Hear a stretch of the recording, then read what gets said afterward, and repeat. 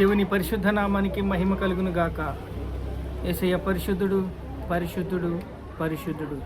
మనల్ని కూడా పరిశుద్ధులుగా ఉండమన్నాడు. దానికి కావలసిన సామర్థ్యాన్ని మనకిచ్చాడు. అపోస్తుల కార్యములు 7వ అధ్యాయము. ప్రధాన యాజకుడు ఈ మాటలు నిజమేనా అని అడిగెను. అందుకు స్తైఫాను చెప్పినదేమనగా, సహోదరులారా, తండ్రులారా, వినుడి. మన పితరుడైన అబ్రహాము ఆరానులో కాపురం ఉండక మునుపు మెసొపొతామియాలో ఉన్నప్పుడు మహిమగల దేవుడు అతనికి ప్రత్యక్షమై, నీవు నీ దేశము నుండి, నీ స్వజము నుండి విడిచి బయలుదేరి నేను నీకు చూపించబోయి దేశము రమ్మని అతనితో చెప్పెను. నేను నీకు చూపించే పోయే ఆ దేశానికి రమ్మని చెప్పాడు. మనకి దేవుడు ఏదైనా చెప్పాడంటే చేయకుంటాడా? ఆయన చేసి తీరుతాడు.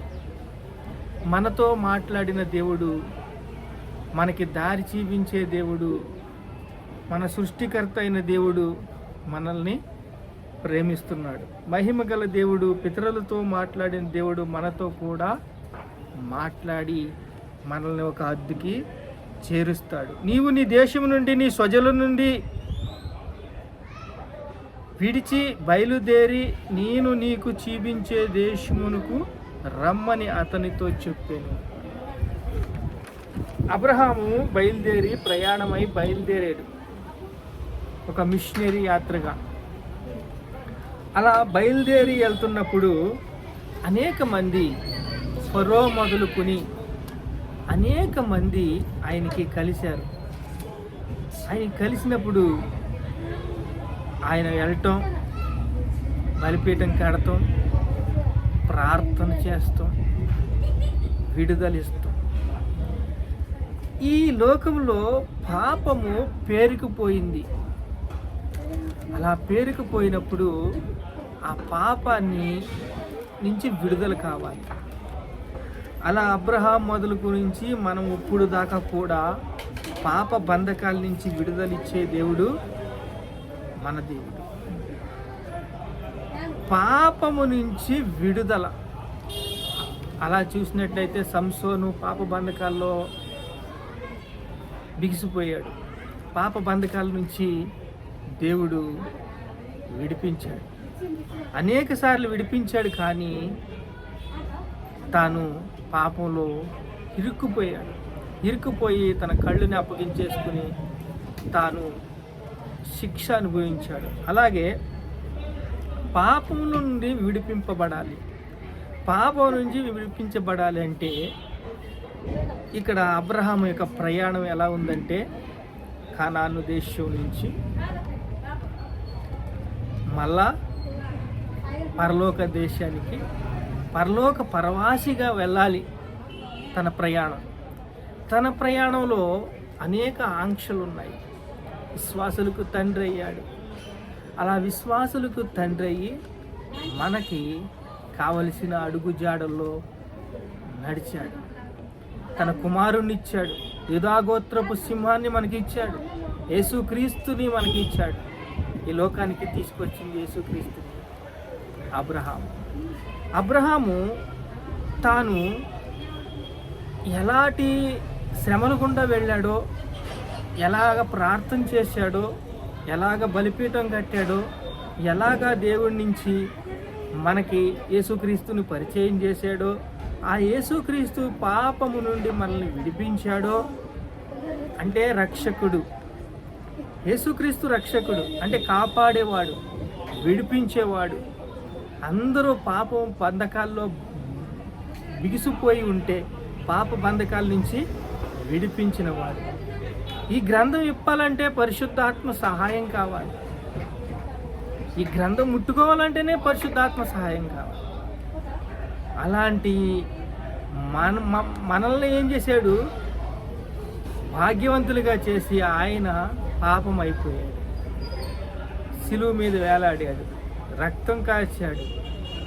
ఇప్పుడు చూడండి, పిరికివారు, అవిశ్వాసులు, నరహంతకులు, అబద్ధికులు, అసహ్యులు, మాంత్రికులు, విగ్రహార్థికులు, వీళ్ళందరూ కూడా పరలోక రాజ్యానికి వెళ్ళడానికి దేవుని రాజ్యానికి వెళ్ళడానికి లేదు.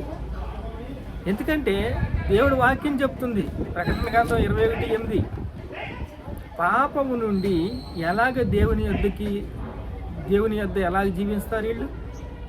పాపంలో ఉంటే ఎలాగ దేవుడు యొద్ద ఎలా జీవిస్తారు? పరిశుద్ధాత్మ సహాయం కావాలి, ప్రేరేపణ కావాలి, విడిపించబడాలి. పాపం నుండి మనల్ని దేవుని రాజ్యం నుండి విడిపించాలి అంటే రక్షకుడు కావాలి.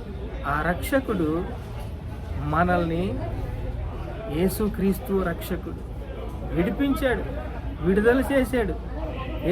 యేసయ్య స్నేహం నుండి మనల్ని, సహవాసం నుండి మనల్ని కృపయమ్మడి కృపించి మనల్ని బలపరిచాడు. మహిమగల దేవుడు మనకు తోడుగా ఉన్నాడు. పితరులతో మాట్లాడిన దేవుడు మనతో మాట్లాడి దేశము నుండి బయలుదేరు, నీ స్వజల నుండి బయలుదేరి నేను చూపించే దేశానికి నువ్వు వెళ్ళాలని చెప్పి సిద్ధపరిచి అబ్రహాముని విశ్వాసులకు తండ్రి చేసి తన కుమారునిచ్చి, ఇదంతా కూడా దేవుడి ప్రణాళిక. రక్షకుడిని భూమి మీద చూడాలని, ఆ రక్షకుడు తండ్రి కుడి పార్శ్వన కూర్చోవాలని, ఆయన పాదాల కాడికి రావాలని, శత్రువు ఆయన పాదాల కాడికి రావాలని. శత్రువు వచ్చినప్పుడు మొత్తము ప్రతి మోకాలు యేసునామములో వంగుతుంది. ఇప్పుడు ఒక పాపి పరిశుద్ధుడిగా మారాలి అంటే ఏమి? యేసయ్య విడుదల చేస్తాడు నిజమే, తన రక్తం కార్చాడు నిజమే, రక్తం కార్చి పాపము నుంచి విడిపించాడు, విడుదల పొందుకున్నాం. కానీ మన వంతు మనం పనిచేయాలి కదా. మన వంతు మనం పనిచేయాలంటే సృష్టికర్త అయిన దేవా, యేసయ్యా నేను పాపిని అని పాపాలు ఒప్పుకోవాలి. అలా పాపాలు ఒప్పుకొని నీ పరిశుద్ధ రక్తంతో నా పాపాలన్నీ కడిగయ్యా యేసయ్యా అని ఒప్పింపు కావాలి.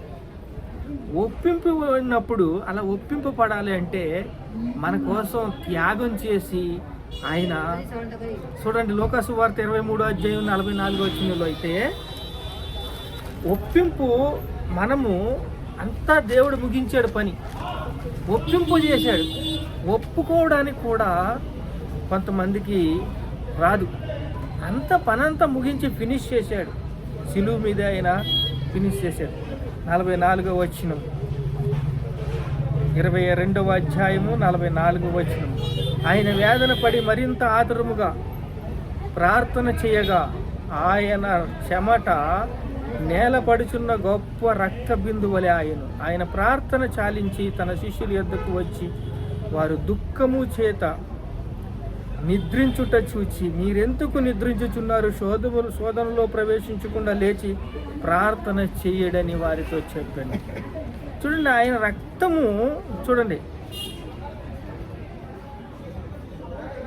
పరలోకం నుండి ఒక దూత వచ్చి ఆయన బలపరిచింది. మరింత వేదన పడి ఆదరంగా ప్రార్థన చేశాడు. ఆయన చెమట నేల మీద పడుచున్న గొప్ప రక్త బిందువల చెమట రక్తముగా మారిపోయింది. అంత శ్రమించాడు మన కోసం. నీవు నీ దేశం నుండి నువ్వు వెళ్ళిపో, నీ స్వజల నుండి నువ్వు వెళ్ళిపో అని విశ్వాసులకు తండ్రిగా చేసిన దేవుడు ఆ వంశంలో, యూదాగోత్రపు వంశంలో యేసయ్య విడుదల ఇచ్చి, యేసయ్య మనకి రక్షకుడు, విడుదలిచ్చాడు. పాపం నుండి విడుదలిచ్చాడు, పాప బంధకాల నుంచి విడుదలిచ్చాడు, శాపం నుండి విడుదలిచ్చాడు, పాప బంధకాల నుంచి విడుదలిచ్చాడు, ప్రతి ఒక్కరిని రక్షించాడు. ఇంకో మాట ఉంటుంది చూడండి,